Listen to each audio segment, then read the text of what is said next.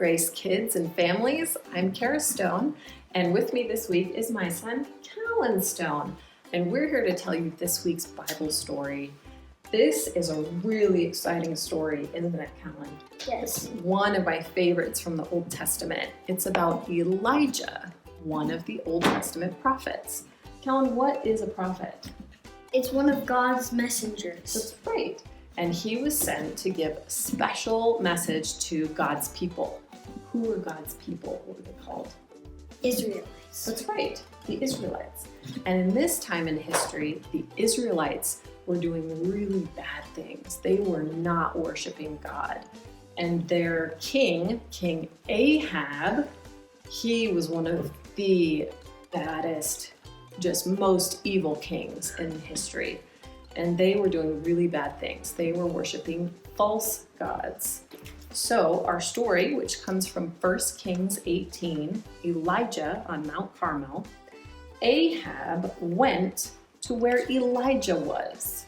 So here he comes, right? He comes to where Elijah is.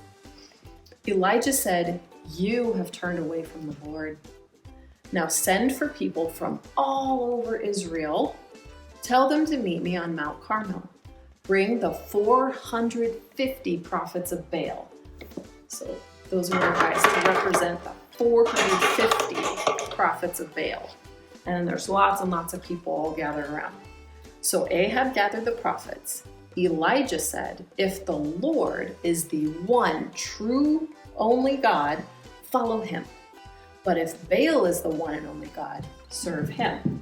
So get 2 bulls. Let Baal's prophets put one on the wood, but don't set fire to it.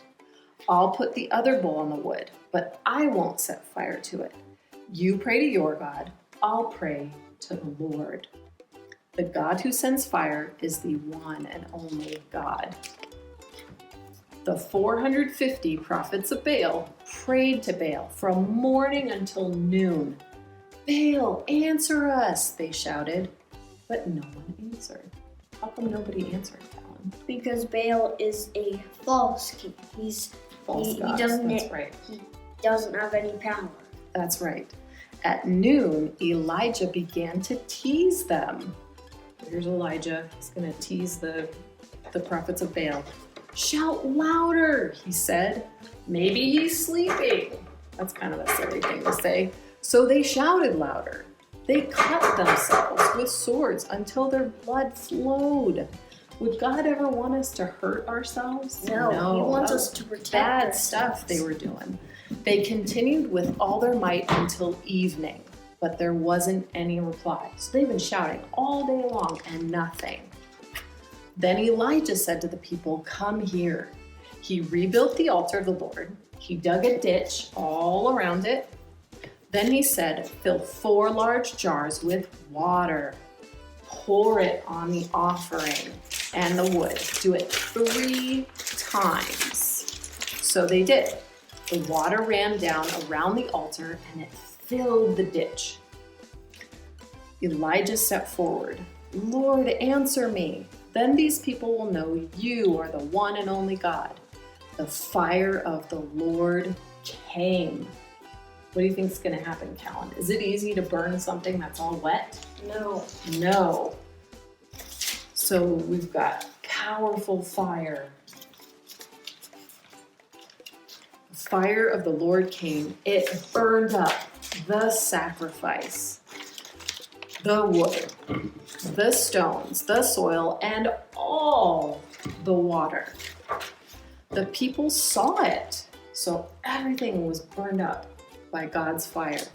And the people saw it, and they cried out, "The Lord is the one and only God." So how come it worked when Elijah prayed, Callan? How come it worked? Because he was talking to God. That's right. And is God the most powerful in all the universe? That's right. So he showed before the whole group of Israel that God truly was God. Yeah, That's pretty awesome. Because why he's the only one and only God is because he created all of history. That's right. He's created everything. There is nothing before God. He created this earth.